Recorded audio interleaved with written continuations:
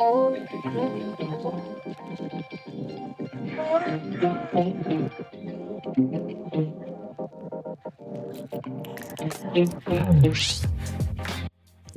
to the Share, Inspire and Explore podcast, the voice of the Where I'm At Burnout community. I'm Chris Wilson, and after my own journey through burnout and depression, I'm here to share real stories, inspire personal transformation, and explore the path from burnout to balance.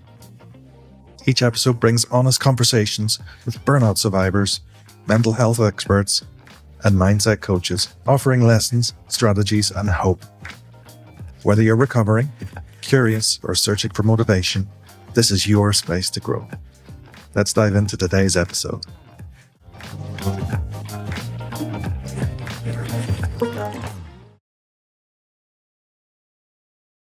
Welcome back to the Share, Inspire and Explore podcast. I'm Chris Wilson, and today we begin a powerful two-part series on what it really means to return to work after burnout. Today's guest is Janina Liensberger-Desnica, a strategic HR consultant coach and expert in organisational development. With deep roots in the tech and the pharma industry, she helps leaders and HR teams create meaningful, lasting change.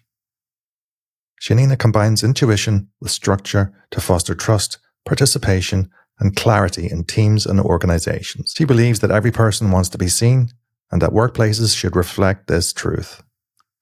Welcome to the podcast, Janina. Thank you, Chris. Can you tell us a bit about you first and your experience supporting employee reintegration after burnout? Sure. I can say it's a common topic. Yeah. Often people think burnout, it does not happen often, but people who work in HR see it regularly in companies. And what I can say is it's a highly individual topic, not only for an employee, but also for a company, and that a well-structured plan how to return to work pays off. Before we begin, please note this episode is for information purposes only. It does not replace medical, therapeutic, or legal advice. If you're navigating a return to work after burnout, please consult with a qualified professional or healthcare provider. From your perspective, what are some of the biggest emotional hurdles employees face when coming back after burnout? I think it's often the fear of being stigmatized, of being seen as weaker than before. And on the other hand, it's also, who can I trust with this topic in the company? Is it my manager? If it's not my manager, who is the person I can talk to? I think those two things are the biggest hurdles. And in your experience, do people often feel pressure to return before they're ready? I know I was. Have you any experience on this side? In my last company, it was the opposite. So it was a very human approach. Let's put it like this. There was no pressure. If the company sends signals that it's okay to take your time, then the employee can really take his or her time to think about this, and also with with a therapist or a doctor. And I think that's really important, that if you have burnout and you're planning to get back to work, discuss this with your doctor or your therapist.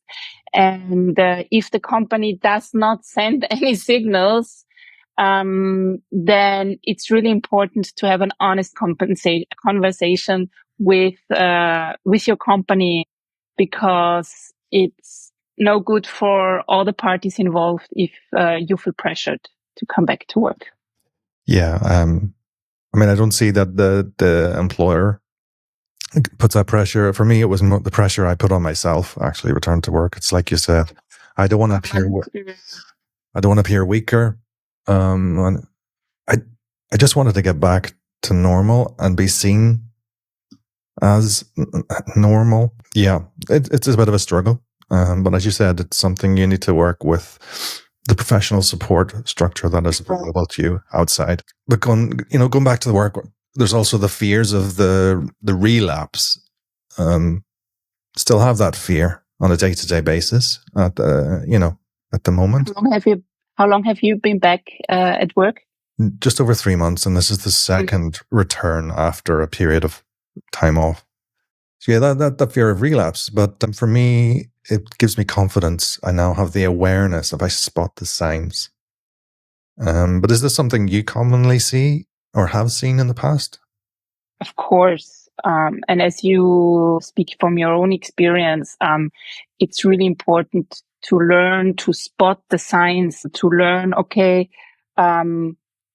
when do I reach a certain point where I really have to be careful and take care of my energy and talk to my manager, communicate to my manager, or communicate to my family, that I'm a certain point, reaching a certain point again, and that's learning. So the fear of relapse is very natural in my eyes because it's been a really tough mental, but often not only a mental, but also a physical experience. Yeah. So this fear is, in my experience, what I know about it is also rooted in your body. So you really have to be careful and accept the fear of relapse as a part of your journey, especially when you return back to work. And do it step by step. And as I said in the beginning, do it in a well-structured way. Yeah. This is key, in my opinion.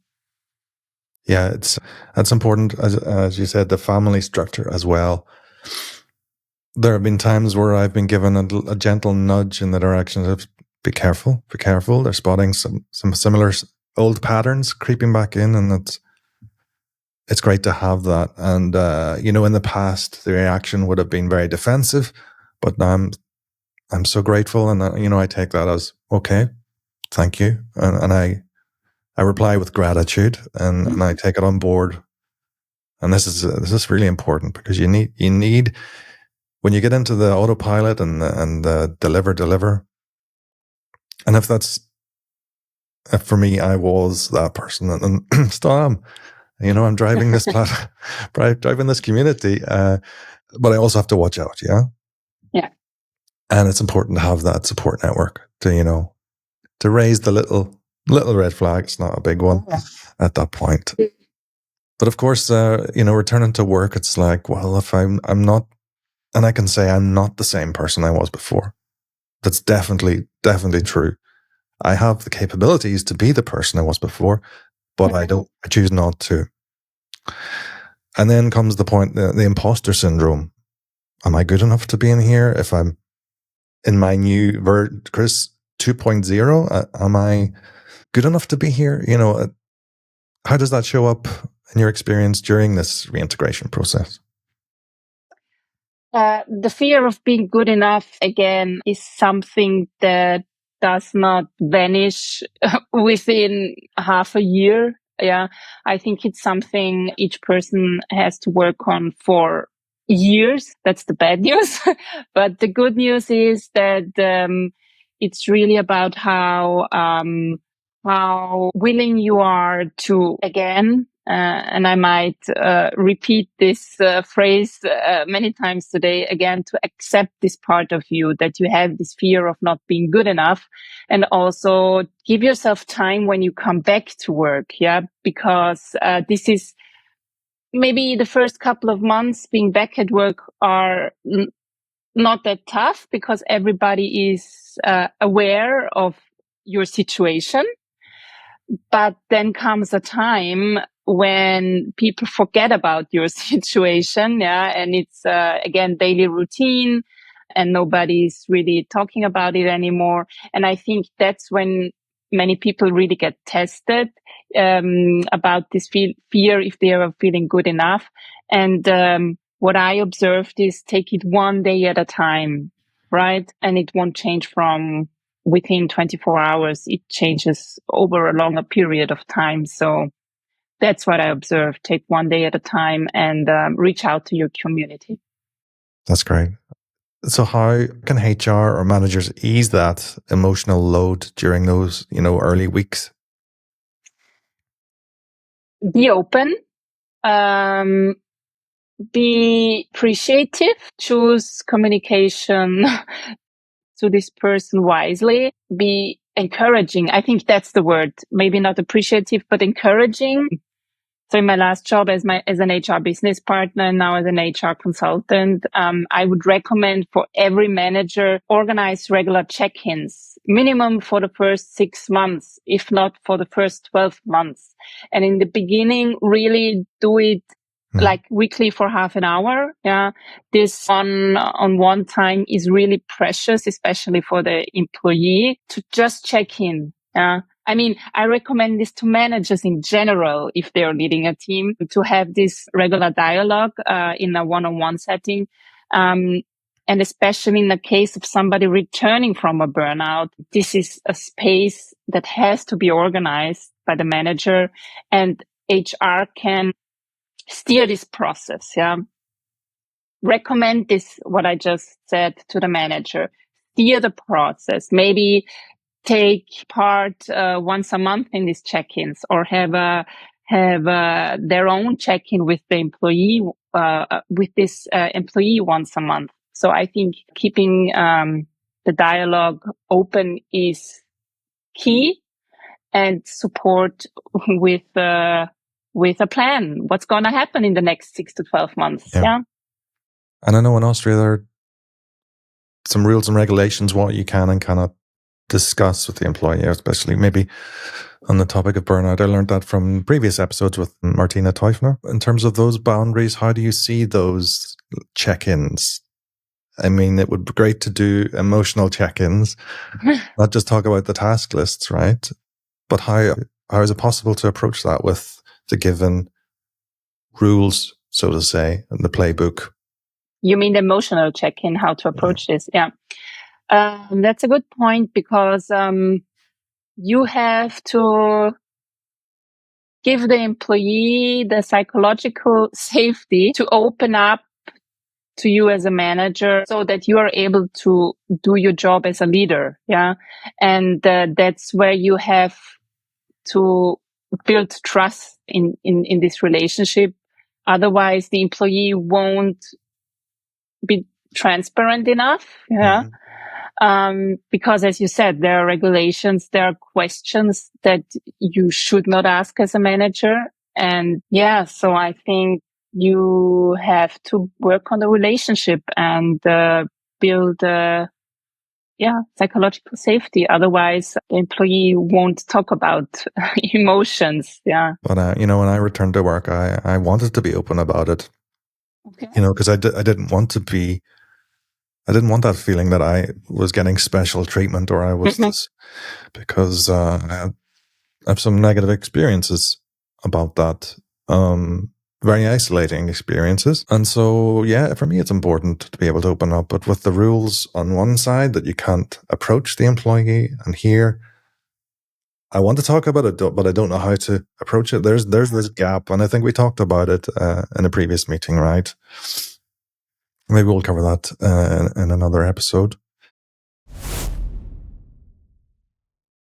We talk about reintegration planning and structure. What steps should be in place before an employee returns to work? So I made really good experiences with coming up with a reintegration plan for an employee returning to work. Again, as a company, you are officially not allowed to reach out to somebody who is on sick leave. Yeah. So it's best that the employee is proactively reaching out if he or she knows, okay, I'm returning 1st of September and now it's June. Maybe it's wise to reach out to my manager and HR at the company where I work, because if all parties involved work together on this plan, what will happen beginning 1st of September when the employee returns to work, and talk openly about expectations. I think that's really, really key. Who is expecting what and on what timeline? It's the opposite of how you say in English, set up to fail. It's set up for success. Because it gives also the employee security. I know what's going to happen. But for this, again, I really recommend if you yourself are in this situation and you want to come back, then reach out before day one. Otherwise, making a plan is difficult. Yeah, it's rushed and maybe misaligned. Yeah. Of course, yeah, correct. It's not like someone's waiting to create the plan. There are busy work schedules on the side. That's a good. There's no automated process behind, not at all. Can you tell us more about part-time reintegration and how that helps create this softer landing?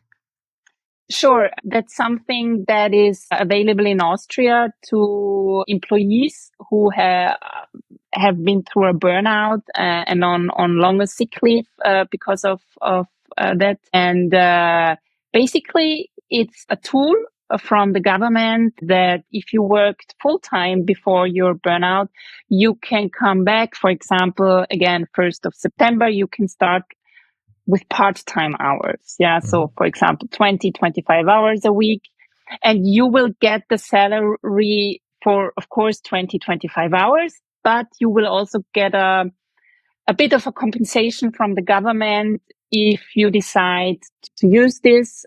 So you won't get compensated the 100% full-time you earned before, but there is some amount of compensation at least. And it's there to help employees have a softer landing and not lose all of their salary at least. So it's something positive for people returning, soft landing, so to say.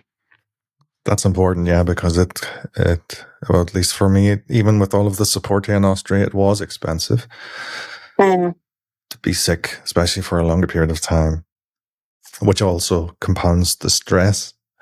But yeah, that's great to know that it's there, and yeah, this would definitely be very helpful. Absolutely. Why is alignment between HR and the manager and the employee so crucial in these early stages? Because it's important to know for all the three parties involved what to expect. What can the company expect from the employee? What is the employee willing to offer? How many hours is the person willing to go back to the old job? Does it need, or is it maybe better if it's a new role with new tasks and a new team? There are things like this that have to be discussed openly and transparently. And this is why the alignment early enough is so important, because the employee, I'm sure if you return from a long period of sickness, you also wonder as an employee, what is my manager expecting of me? What should be the milestone be after 1 month, 3 months, 6 months? I have a plan as an employee, but does it fit with the company's expectation? So again, all about expectations, because if there is a bad communication, it's not going to be a good reintegration. I mean, talking about the reintegration, what does a realistic plan actually look like? That's individual. That can look different. So I can give you an example. You can start with 20 hours for the first 2 months, and then you can increase gradually. Yeah. So you can do the following months 30 hours, then 34 hours. So you have a 4-day weekend after half a year or a year. If you still feel good, if the situation is how you imagined it to be, being back at work, then you can also go back to full time. Yeah. But I also know cases who never went, or at least not until now, never went back to full time, but said, okay, 4-day week is good for me. I can, the salary is still high enough for my life or family. So it looks very different for everybody. I think there is no right or wrong in this case. Yeah, a bit like burnout recovery itself. Yeah. Yeah. I mean, and I think it's important to listen to your gut feeling, yeah, and also to your family, as you mentioned before. They know you best, and they observe, is this the right approach for you or not? Yeah. Couldn't agree more. Yeah. If we talk about the hybrid work or How can that help? And maybe structured breaks? How can that support the recovery from your perspective? So this is again different for everybody, but in general, what I observe is not only for burnout people, for people who had burnout, in general, for people working in a hybrid setting, working from home or remote work allows for more flexible or individual breaks. For example, when you work from home, you don't have the commute, so you can take a walk instead or do sports, whatever is good for you and your body and your mental health. So I think this really enables soft landing. Not only the landing, it should have a long time perspective, or it should be part of a long-term strategy how to work differently in the future. And home office / remote work is a key ingredient here. Absolutely. Yeah. We could talk for hours about Yeah. this topic, given the big push to get people back in the office. And look, Let's see where how far companies get with that. But yeah. Yeah. Then the struggle becomes in the recruiting and retention, right? Absolutely. Absolutely. So even when it comes to hybrid work and when you're going to work, you're going to need to communicate those boundaries and your capacity.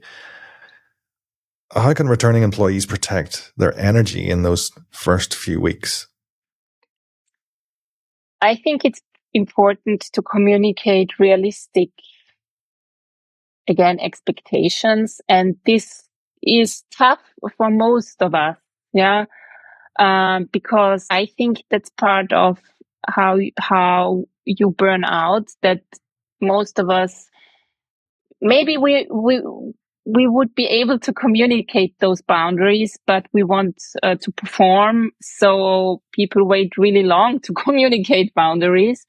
And I think the most important thing about this is to prepare yourself and to exercise with other people outside of work. Okay, what can I say in a situation where I feel that somebody's pushing my boundary real hard? Yeah. Mm-hmm. What words can I use? What phrases? And I recommend to discuss this again before you come back with your doctor or your therapist. Write down sentences. Be prepared. It's like talking points. You have to exercise it like jogging. Sounds maybe funny, but it's all about exercise, communicating, choose the right words, feel confident, or at least confident enough in that situation. Yeah. Because if you don't tell people where your boundary is, they will keep pushing. Definitely, I think it's a good idea to write them down. Yeah. On a list, the potential challenges and what you're going to say in that situation. I mean, for me, it depended on how stressful that situation was, whether I remembered to say what I meant to say. It's great when I did, but when I didn't, I didn't beat myself up about it. It's just like, okay, learnings. And then I can approach it in a follow-up. Maybe I send an email. Look, I said I would do this, but actually I can't because, or not can't, different wording.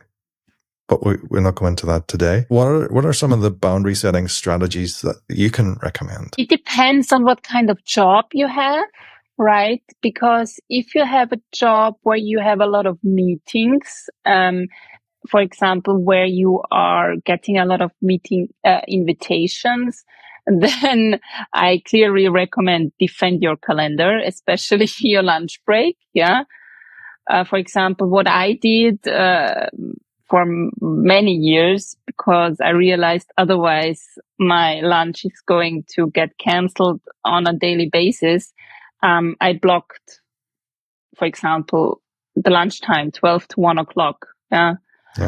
Because I think having regular breaks is should be sacred for everybody on a long-term basis. And that's what I recommend. That's a minimum that I recommend to people returning from burnout, but also think about and write down, how do my boundaries in real work life on a daily basis look like now?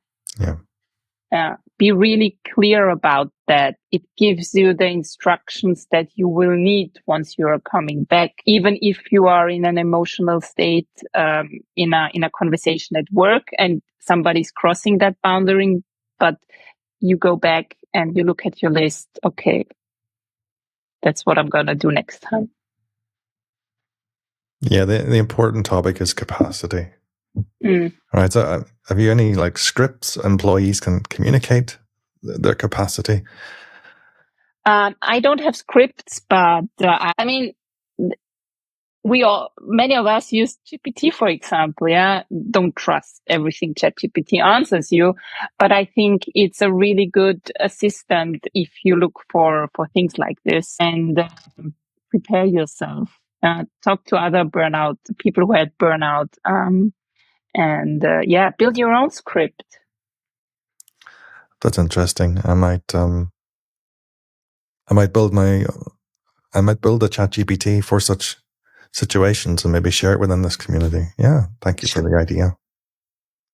Helpful for everybody in a stressed working environment. I'm sure of it. But we talked already about the fear of the relapse. Yeah. So how should an employee approach their manager if they start feeling this overwhelm again? We have to talk about the step before. So not when it's already happening, but when you return to work. I really recommend, from an HR perspective, talk to your manager and align on the following. Together, what is your plan if this situation occurs, if the employee is overloaded? Yeah. Agree with your manager. Ask him or her, should I organize a one-to-one? Should I call you? Should I send you an email? Because I'm not sure. So I'm talking in the perspective of said employee, because I'm not sure with what communication style I will be able to communicate this to you.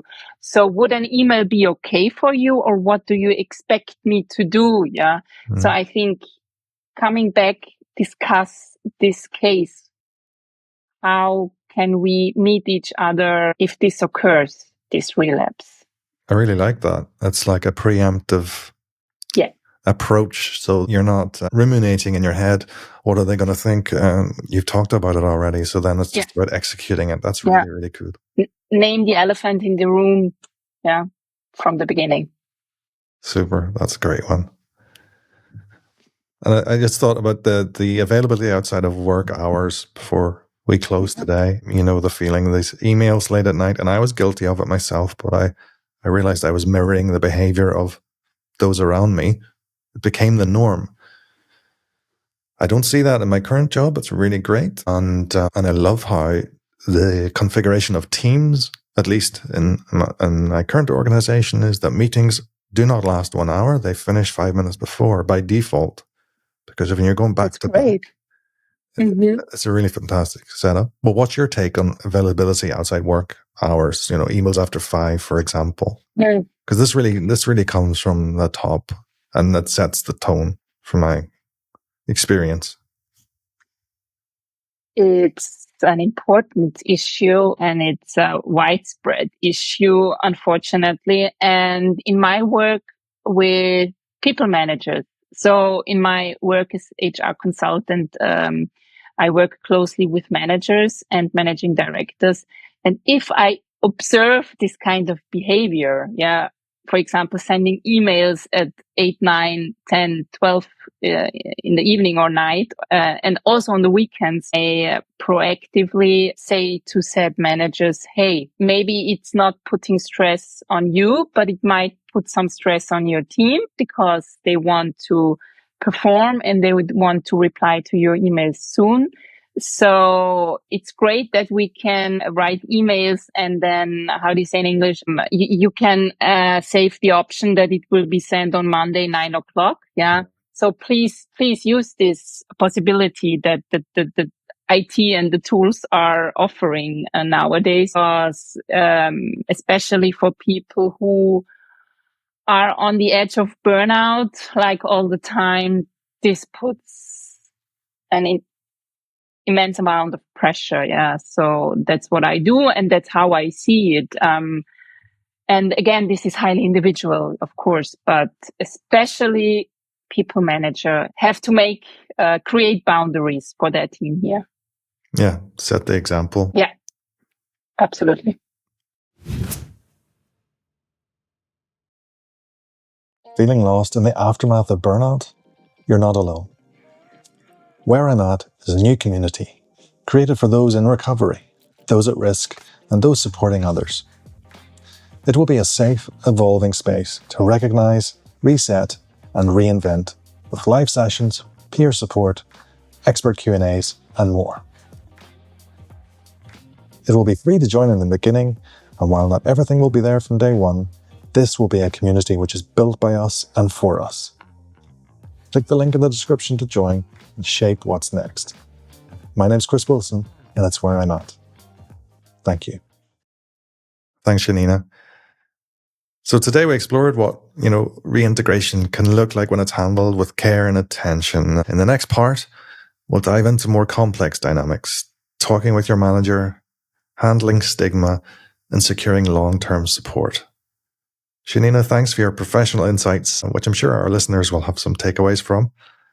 I'll put a link in the description if any of the listeners want to reach out to you professionally, and I look forward to our next episode.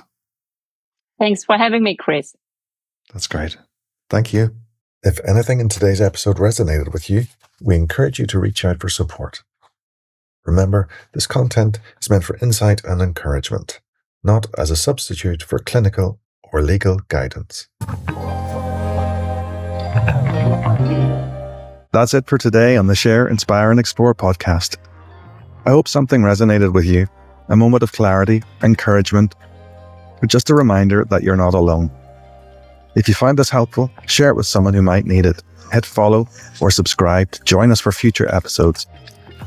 If you're new here, please check the link in the description to join the community. Burnout is tough, but it's also a chance to heal and rediscover what matters. Thanks for being a part of this journey, and until next time, take care, keep exploring what's possible. I'm Chris Wilson, and that's Where I'm At.